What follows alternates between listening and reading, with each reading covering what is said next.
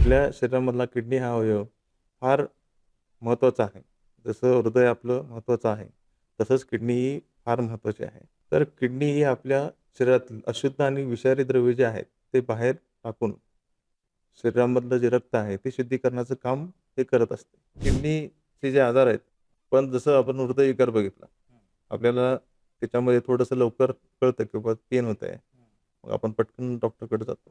पण किडनीच्या आजारामध्ये तसं होत नाही. किडनीच्या आजारामध्ये डायबिटीज असेल, हायपरटेन्शन असेल, किडनी स्टोन असेल किंवा असे बरेचसे आजार आहेत. त्याच्यामध्ये आपल्याला लवकर तो जो आजार आहे तो समजत नाही. तर आपली जी किडनी आहे ती रक्त शुद्धीकरणाव्यतिरिक्त अजून काय कार्य करते? रक्तशुद्धीकरण तर झालंच. त्याच्या व्यतिरिक्त आपल्या शरीरामधलं जे पाण्याचं प्रमाण आहे, त्याचं जे बॅलन्स आहे, ते बॅलन्स करण्याचं काम ही किडनी करत असते. ज्या लोकांना मधुमेहाचा आजार आहे किंवा ज्या लोकांना अ, हायपरटेन्शनचा आजार आहे किंवा काही लोकांची किडनी जी आहे म्हणजे जन्मताच किडनीचा आजार असतो. काही लोकांना खूप वेळ पेन किलर्स घेतले असतील, हं. त्या लोकांनी नियमितपणे आपली किडनी तपासणी केली पाहिजे.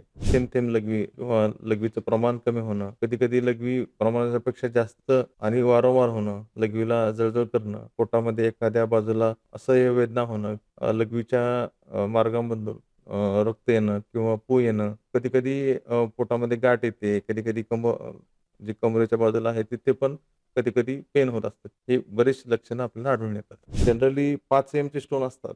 हं, हं. त्याच्या आत जे स्टोन असतात 5 किंवा 6 एमचे स्टोन असतात. हं, हं. त्याच्या आतले स्टोन असतात ते लघवीच्या मार्गातून निघून जातात. ओके. हं. आपोआप नैसर्गिक रित्या ते निघून जातात. हं, हं, हं. त्याला काही अशी वेगळी ट्रीटमेंट करण्याची गरज नसते. ओके. हं, हं. त्यामुळं प्रत्येक स्टोन ऑपरेशन केलं पाहिजे, ही जी समजूत आहे ती पण चुकीची आहे. नमस्कार मित्रांनो, वलय पॉडकास्टमध्ये तुम्हा सर्वांचं स्वागत आहे. आज आपण परत एकदा एका नवीन व्यक्तिमत्त्वाशी भेटणार आहोत आणि ते व्यक्तिमत्व म्हणजे डॉक्टर अनिल केसकर. हे एक उत्तम यूरोलॉजिस्ट आहेत. यांचं केशवनगरमध्ये प्रशस्त असं हॉस्पिटलसुद्धा आहे. तर आपण डॉक्टर अनिल केसकर यांना भेटूयात. नमस्कार सर, तुमचं स्वागत आहे नमस्ते. आपल्या पॉडकास्टमध्ये. तर सर, तुम्हाला तुम्ही स्वतःविषयी काय सांगाल? तुमची ओळख करून द्या. माझं नाव डॉक्टर अनिल केसकर. मी एम-बी-बी-एस, एम-एस आणि एम-सी न्यूरोलॉजी आणि एन्ड्रोलॉजिस्ट आहे. तर माझं एम-बी-बी-एस हे गव्हर्नमेंट मेडिकल कॉलेज मिरज या ठिकाणी झालं. त्यानंतर माझं एम-एस हे त्याच कॉलेजमध्ये गव्हर्नमेंट मेडिकल कॉलेज मिरज ह्याच ठिकाणी झालं हं, हं. आणि त्यानंतर माझं एम-सी-एच न्यूरोलॉजी हं, हं. हे Vijayanagar institute of medical science Bellary हं, हं, हं. म्हणजे ती आर-जी-एच-एस युनिव्हर्सिटी आहे बंगलोरमधली. तर त्या युनिव्हर्सिटीमध्ये माझं एम-सी-एच झालं. हं, हं. त्यानंतर माझं फेलोशिप म्हणजे एंडो युरोलॉजीमध्ये फेलोशिप झाली माझी. त्याच्यामध्ये प्रीती युरोलॉजी आणि किडनी हॉस्पिटल, हं, हं. हैदराबाद या ठिकाणी माझी फेलोशिप इन एंडो युरोलॉजी हं, हं. ही झाली. त्यानंतर 2021ला हं, मी हं. माझं हॉस्पिटल विघ्नार्थ सुपर स्पेशालिटी हॉस्पिटल हं, हं. हे केशवनगर येथे सुरू केलं. त्या हॉस्पिटलमध्ये मी सर्व माझे इक्विपमेंट्स हं. म्हणजे लेझर म्हणा, सियाम म्हणा, हं. बाकीचे सगळे जे दुर्बिणी जे आहेत, हां. त्या सर्व 2021 पासूनच त्या कार्यरत केलेल्या आहेत आणि त्यावेळेपासून मी आजपर्यंत जवळपास 500 ऑपरेशन केलेले आहे. ओके. फार छान गोष्ट आहे सर. तर सगळ्यात थोडक्यामध्ये सगळ्यात आधी आपल्या हॉस्पिटलमध्ये काय-काय गोष्टींवर उपचार केले जातात हे थोडक्यामध्ये सांगा? आपलं हॉस्पिटल हे मल्टी स्पेशालिटी आहे. ओके. त्याच्यामध्ये प्रामुख्याने एक युरोलॉजी, हं. गायनेकोलॉजी, हं, हं. मेडिसिन, हं, हं. रेडिओलॉजी हं. आणि बाकीचे पिडियाट्रिक डिपार्टमेंट आहे. हं, हं. तर युरोलॉजीमध्ये आम्ही सर्व प्रकारच्या सर्जरी, ॲडव्हान्स पद्धतीच्या सर्जरी, हं. लॅप्रोस्कोपिक सर्जरी, हं, हं. एंडोस्कोपिक सर्जरी ह्या सर्व सर्जरी आम्ही या आमच्या हॉस्पिटलमध्ये करत असतो. हे हॉस्पिटल हे एन-ए-बी-एच अक्रेडिटेड हॉस्पिटल आहे आणि या हॉस्पिटलमध्ये आम्ही ज्या ॲडव्हान्स सर्जरी आहेत, यू-आर-एस-एल असेल, हं. लेझर शस्त्रक्रिया असेल, म्हणजे आर-आय-एस सर्जरी आपण म्हणतो त्या हं, हं. सर्जरीला, ती सर्जरी आपण या हॉस्पिटलमध्ये करत असतो. तर सर, मला तुम्हाला एक प्रश्न विचारायचा आहे आणि तो प्रश्न म्हणजे की मानवी शरीरामध्ये किडनीचं एवढं महत्त्व आहे का? किडनी हे आपल्या शरीरामधला हा फार महत्त्वाचा अवयव आहे. त्याच्यामध्ये जे रोजच्या आपल्या आजच्या दुनियामध्ये खूप धकाधकीचं जीवन चालू आहे. प्रत्येकाची लाईफस्टाईल ही बदललेली आहे. हं. त्याच्यामध्ये अ, त्या लाईफस्टाईलमुळं वेळोवेळी खाणं किंवा पुरेशी विश्रांती न घेणं, त्याच्यामुळे बरेचसे आपण जे आजार आहेत त्यांना आपण आमंत्रित करतोय. त्याच्यामध्ये हायपरटेन्शन असेल, डायबिटीस असेल, किडनीचे विकार असतील, ओके. हृदयविकार असतील, हे जे आजार आहेत त्यांना आपण स्वतःच आमंत्रण देत आहोत. तर या आजाराची आपण प्रॉपरली ट्रीटमेंट घेतली पाहिजे, त्याचं निदान केलं पाहिजे आणि जे माहिती घेऊन याच्या आजारावरती आपण निदान आणि उपचार केले, तर हे आजार प्राथमिक अवस्थेत जर आपण बघितले, तर ते आजार बरे होतात. पण जर हे आजार आपण प्राथमिक अवस्थेत बघितले नाही किंवा त्याचं निदान नाही केलं, तर हे आजार बळावत जाऊन पुढे एखादा किडनीचा आजार असेल, तर ती किडनी निकामी होण्याची शक्यता असते. त्यामुळं प्राथमिक अवस्थेत हे आजार निदान होणं फार महत्त्वाचं आहे आणि मग आपण त्याच्यावरती ट्रीटमेंट करू शकतो.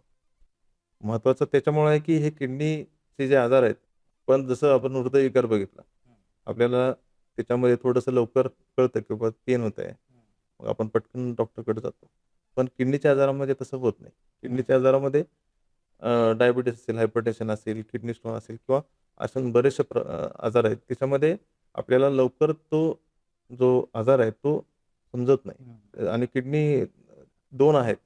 त्यामुळे एक जरी किडनी खराब झाली तर दुसरी किडनी दोन्ही किडन्याचं काम करू शकते. अशा वेळी काय होतं, आपण ते दुर्लक्ष करतो कारण त्याची लक्षणं दिसत नाहीयेत. त्यामुळं आपण हा जो आजार आहे किंवा किडनीचे जे आजार आहेत ते जाणून घेणं फार महत्त्वाचं आहे. आता तुम्ही म्हटले, की लक्षणं दिसून येत नाही किडनीच्या आजाराचे. तर तरी पण मग सामान्य माणसाला, की किडनीचे आजार आहेत, ही गोष्ट कशी कळणार? त्याच्यामध्ये बरेचसे असे सिम्प्टम्स आहेत, की जे प्राथमिक स्वरूपामध्ये पण दिसतात, जे आपण इग्नोर करतो. सर मग किडनीबद्दल थोडक्यामध्ये काय सांगाल? किडनी हा आपल्या शरीरातला हा एक महत्त्वाचा अवयव आहे. जी आपली किडनीची रचना आहे किंवा त्याचं कार्य आहे, ते फार गुंतागुंतीचं असतं. ते गुंतागुंतीचं कार्य जरी असलं तर ते फार महत्त्वाचं आहे. जे आपल्या शरीरातील विषारी पदार्थ असतात, ते आपल्या लघवीद्वारे बाहेर काढण्याचं काम ही आपली किडनी करत असते. स्त्री आणि पुरुष या दोघांच्यामध्ये सर्वसाधारण 2 किडन्या असतात. किडनी पोटाच्या आत मागील बाजूला कमरेच्या हाडाच्या दोन्ही बाजूला छातीच्या पासळ्याच्या मागे सुरक्षित स्थितीत असते. तर किडनीत निर्माण झालेली जी लघवी आहे, ते मूत्राशय म्हणजे युरिनरी ब्लॅडर पर्यंत पोहोचणाऱ्या नलिका जी असते, त्याला आपण युरेटर म्हणतो. आणि ही नलिका जी असते, ती 25 सेंटीमीटरची असते. म्हणजे युरिनरी ब्लॅडर हे आपल्या पोटाच्या खालच्या भागात असते आणि त्याच्यामध्ये आपले जे लघवी असते, ती जमा होत असते. ज्यावेळेस ती मूत्राशय म्हणजे जे युरिनरी ब्लॅडर आहे, ते 300 ते 400 ml ज्यावेळेस त्याच्यामध्ये जमा होईल, त्यावेळेस त्या व्यक्तीला मूत्रविसर्जनाची भावना होते आणि मग आपण युरेथ्राच्या द्वारे ती लघवी आपल्या शरीरामध्ये बाहेर टाकली जाते. सर स्त्री आणि पुरुषामध्ये जी किडनी असते, त्या किडनीमध्ये काही फरक असतो का? किंवा स्त्री पुरुषाच्या किडनीचे कार्य वगैरे असं काही वेगळं स्पेसिफिक असं काही असतं का त्यामध्ये? स्त्री आणि पुरुष या दोघांच्यामध्ये किडनीची रचना आणि स्थान आणि कार्य हे एकसारखेच असते. तर सर आपली जी किडनी आहे, ती रक्तशुद्धीकरणाव्यतिरिक्त अजून काय कार्य करते? तर हे रक्तशुद्धीकरण तर झालंच. त्याच्या व्यतिरिक्त आपल्या शरीरामधलं जे पाण्याचं प्रमाण आहे, त्याचं जे बॅलन्स आहे, ते बॅलन्स करण्याचं काम ही किडनी करत असते.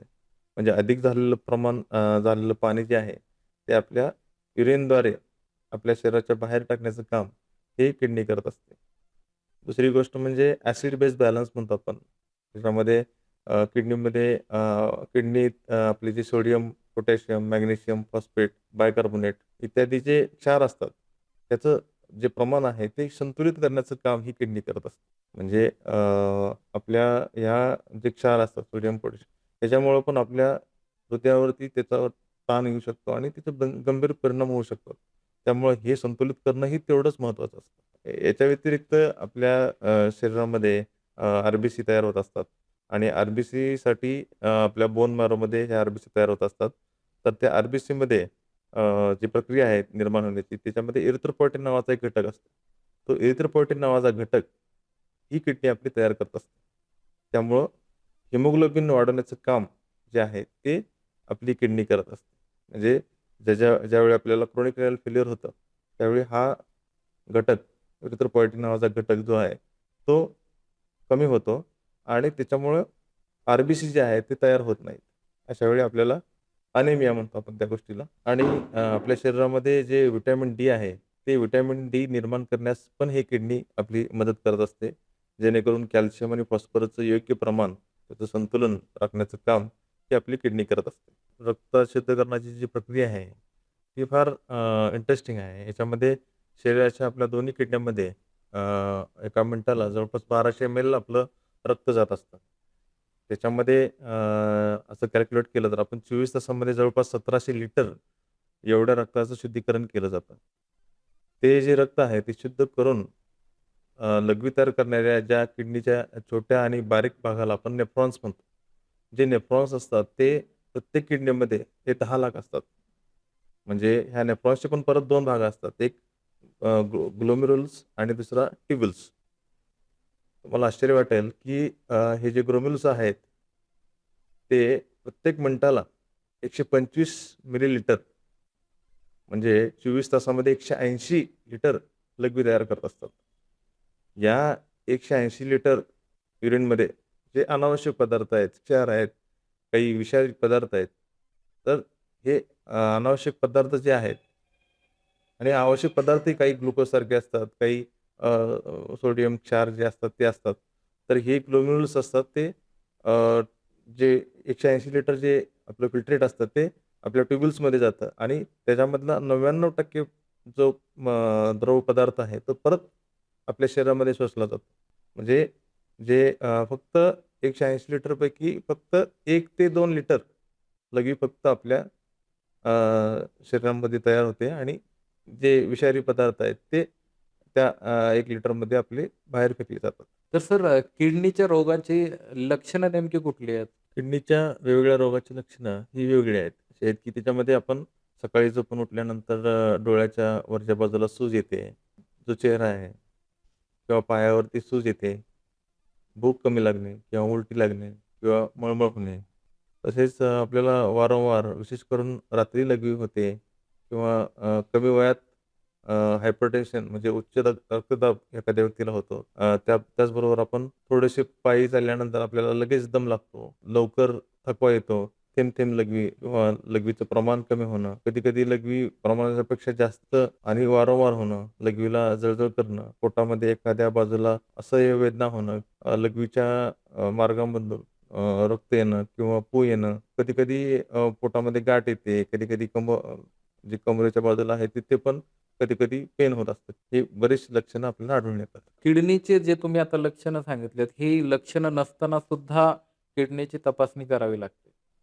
किडनीचे असे अनेक आजार आहेत, जे आपण बरे करू शकत नाहीत किंवा जे आजार जास्त दुर्धर झाल्यानंतर यावर उपचार करणे सुरक्षितही नसते. लक्षणं आहेत, त्याच्यामुळे आपल्याला डॉक्टरला भेटलंच पाहिजे. ज्या व्यक्तीमध्ये किडनीच्या आजाराची लक्षणे आता मी सांगितल्याप्रमाणे असतात, अशा लोकांना तर गरजेचं आहेच. त्या व्यतिरिक्त ज्या लोकांना मधुमेहाचा आजार आहे किंवा ज्या लोकांना हायपरटेन्शनचा आजार आहे किंवा काही लोकांची किडनी जी आहे म्हणजे जन्मताच किडनीचा आजार असतो. काही लोकांना खूप वेळ पेन किलर्स घेतले असतील, हं. त्या लोकांनी नियमितपणे आपली किडनी तपासणी केली पाहिजे. तर सर जी किडनीची तपासणी आहे किंवा किडनीचे उपचार कोणाकडून केले पाहिजेत? ते 2 प्रकारचे डॉक्टर असतात. एक नेफ्रोलॉजिस्ट डॉक्टर असतात आणि एक युरोलॉजिस्ट डॉक्टर असतात. नेफ्रोलॉजिस्ट म्हणजे काय? औषधांनी काही आजार बरे होतात. ते जे ट्रीटमेंट करणारे डॉक्टर असतात, त्याला आपण किडनीचे तज्ञ फिजिशियन म्हणतो. जे औषध देतात आणि त्याच्यावरती आजार बरा होतो. त्या डॉक्टरांना आपण नेफ्रोलॉजिस्ट म्हणतो. आणि काही असे आजार असतात किडनीचे, जे की सर्जरी करावी लागते त्या किडनीचे जे आजार असतात. उदाहरणार्थ स्टोन असेल, प्रोस्टेट असेल, असे आजार आहेत त्याच्यामध्ये युरोलॉजिस्टची गरज असते. म्हणजे ते आजार युरोलॉजिस्ट ट्रीटमेंट करू शकतो. त्याच्यामध्ये आपल्याला वेगवेगळ्या तपासणी केल्यानंतर लक्षात येईल. तर सर मी किडनीच्या रिलेटेड रोगांमध्ये ना मूतखडा म्हणजे आपलं किडनी स्टोन ज्याला आपण म्हणतो, हा रोग सगळ्यात जास्त ऐकलेला आहे. मुतखडा हा फार कॉमन असा आजार आहे. त्याच्यामध्ये मुतखडा म्हणजे काय, की आपल्या शरीरामधले जे क्षार आपण किडनीद्वारे बाहेर पडत असतात, त्यावेळी ते क्षार जे असतात, कॅल्शियम ऑक्झॅलेट म्हणा, कॅल्शियम फॉस्फेट म्हणा, असे बरेचसे जे क्षार असतात, हं. तर ते त्याचे एक किडनीद्वारे आपल्या मूत्रमार्गामध्ये ते क्षार जातात असतात आणि ते शरीरामधनं बाहेर पडत असतात लघवीच्याद्वारे.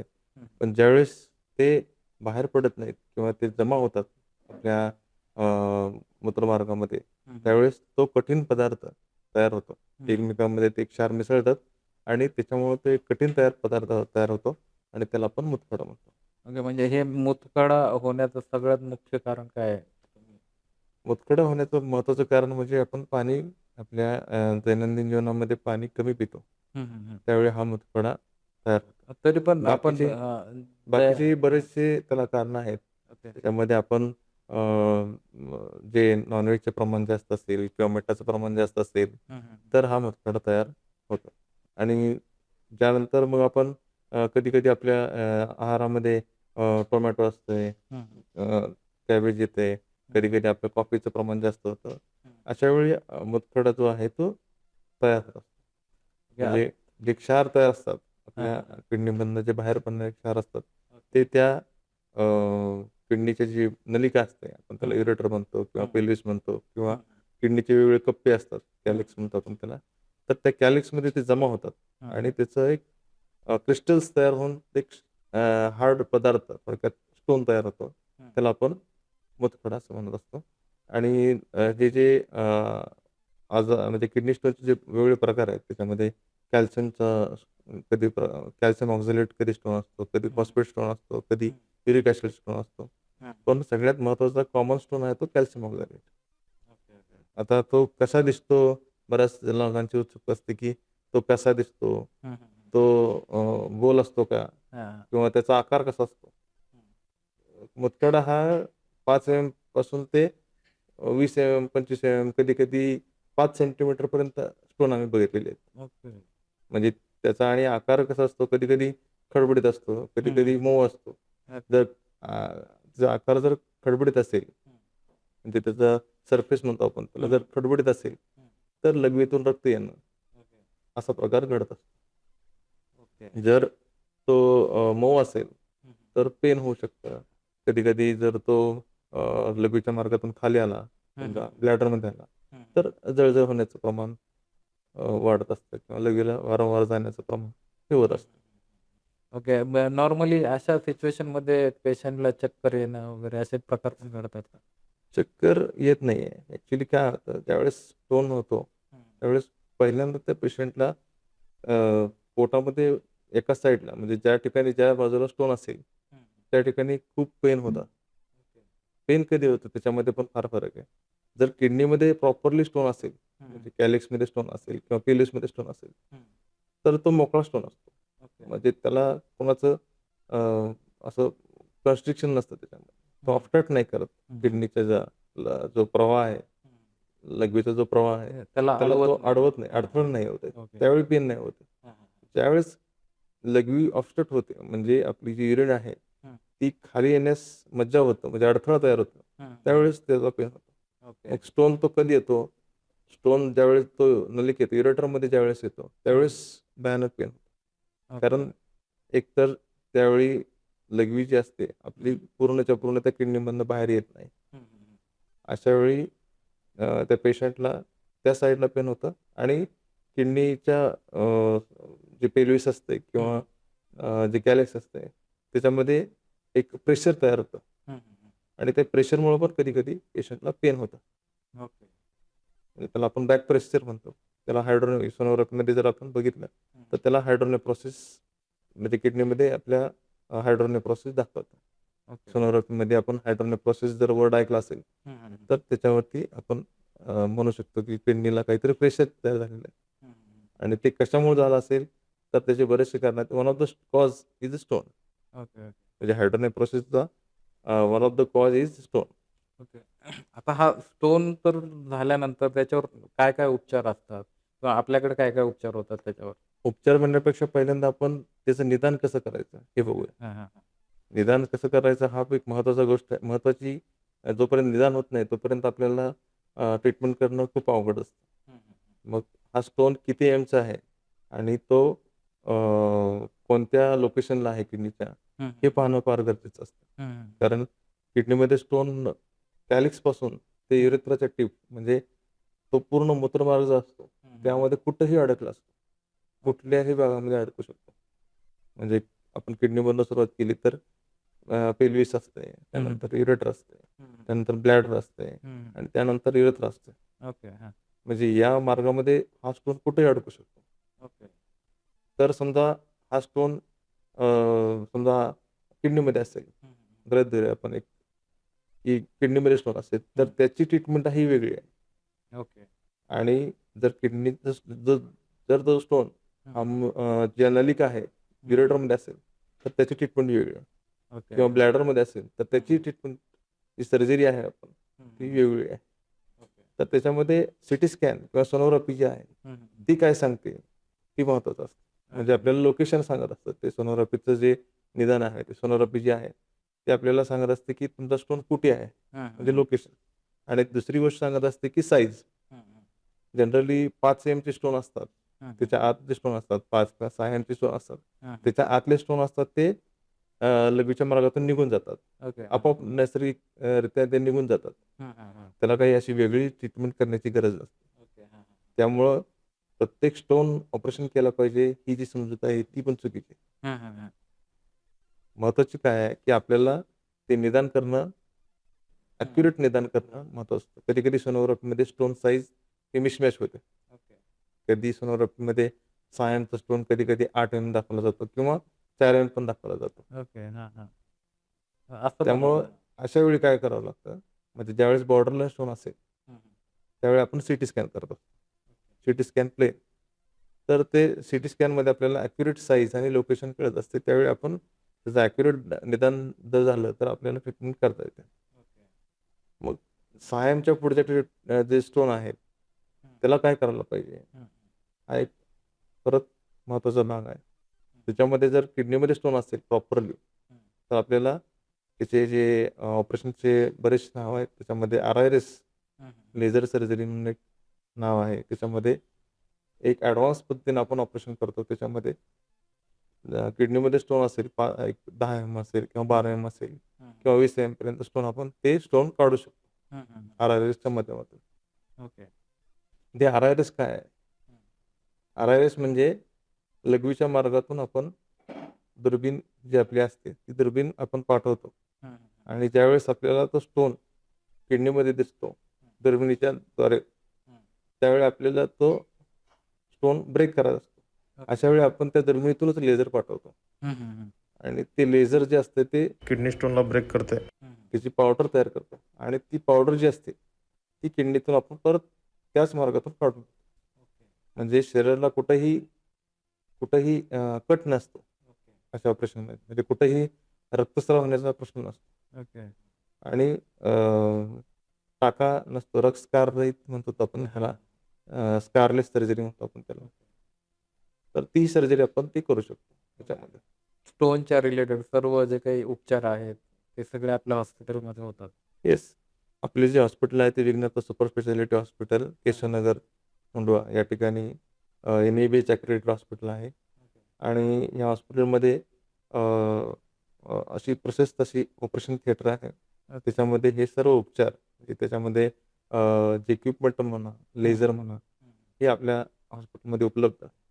आणि हे जे लेझर आहे, जे दुर्बीण आहे, हं, ते ॲडव्हान्स प्रकारची दुर्बीण उपलब्ध आहे. हं. त्यामुळे ह्या सर्व प्रकारचे जे मुतखड्याचे जे आजार आहेत, त्याच्यावरती आपण उपचार करतो.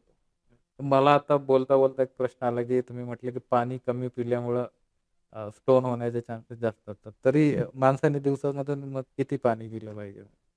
साधारणपणे आपण अ, पाणी किती प्यायला पाहिजे, हं, हा एक महत्त्वाचा प्रश्न आहे. आपली लघवी जी असते ती 1 ते 2 लिटर तयार होत असते. हं, हं, 1 ते 2 लिटर लघवी तयार होण्यासाठी जेवढं पाणी आवश्यक असतं, हं, हं. तेवढं पाणी पिलं पाहिजे. म्हणजे साधारणतः 3 लिटर पाणी पिलं पाहिजे. पण कधी-कधी काय होतं, उन्हाळ्यात आपण पाणी कमी पितो. म्हणजे हां. पाणी पितो हं. उन्हाळ्यात जास्त, पण लघवी तयार कमी होते. हो, हो. कारण ती बरीचशी लघवी जी बरेचसं जे पाणी आहे ते घामाच्याद्वारे हं. आपल्या शरीरातून बाहेर पडत असतं. ओके. हां. अशा वेळी जास्त पाणी पिलं पाहिजे. हं, कारण हं. जेणेकरून 1 ते 2 लिटर युरिन ही तयार झाली पाहिजे. हं, हं, हं, हं. म्हणजे असं फिक्स नाही की ते 3 लिटरच पाणी पिलं पाहिजे. हं, ॲक्चुअली हं. 3 लिटरपेक्षा जास्तच पाणी पिलं पाहिजे. पण कधी-कधी काय होतं आपण उन्हाळ्यामध्ये पाणी जास्त पितो, 3 लिटर पितो. हं. पण ते शरीराला पुरेसं. पुरेसं होत नाही. कारण म्हणजे आपलं सीझन बरेचसे वाईज चेंजेस पण होतात बरं. त्यामध्ये. बरंचसं पाणी जे आहे ते आपल्या शरीरातून घामाद्वारे ते बाहेर पडत असतं. हम्म, हम्म, हम्म. त्यावेळी महत्त्वाचं पॅरामीटर काय आहे, हम्म. आपली लघवी किती तयार होते ओके. हा हा हा. ते महत्त्वाचं पॅरामीटर आहे. ते 1 ते 2 लिटर तयार झालं पाहिजे. ओके. हा हा. मग तुम्ही पाणी समजा कमी होत असेल तर वाढवलं पाहिजे पाणी. हा, हा. तर मित्रांनो, हे होते डॉक्टर अनिल केसकर सर. यांच्याबरोबर आपण नेक्स्ट एपिसोडमध्ये किंवा नेक्स्ट व्हिडिओमध्ये आपण अजून चर्चा करूयात. तर अशा पद्धतीने तुम्हाला किडनी आणि किडनी स्टोन या दोन्हीची माहिती झाली असेल. तर अशाच पद्धतीचे व्हिडिओ पाहण्यासाठी आपले जे चॅनल आहे, आपल्या वलय फिल्म्स आणि विघ्नहर्ता सुपर स्पेशालिटी हॉस्पिटल यांचं जे चॅनल आहे त्याला सबस्क्राईब करा आणि अशाच पद्धतीचे डॉक्टर अनिल केसकर आणि त्यांच्या पूर्ण टीमचे व्हिडिओज आपल्या चॅनलवर येणार आहेत. आणि त्यामधून तुम्हाला तुमच्या हेल्थ रिलेटेड, तुमच्या किडनी रिलेटेड वेगवेगळी माहिती मिळणार आहे. तर डॉक्टर अनिल केसकर सर, धन्यवाद तुम्ही आलात. आणि सर, आपण परत एकदा भेटूयात आणि परत एकदा याच विषयावर एकदम सखोल अशी चर्चा करूयात. नक्कीच. ठीक आहे सर. तर धन्यवाद सर आलात धन्यवाद. त्यासाठी. तर आपण इथेच संपूयात.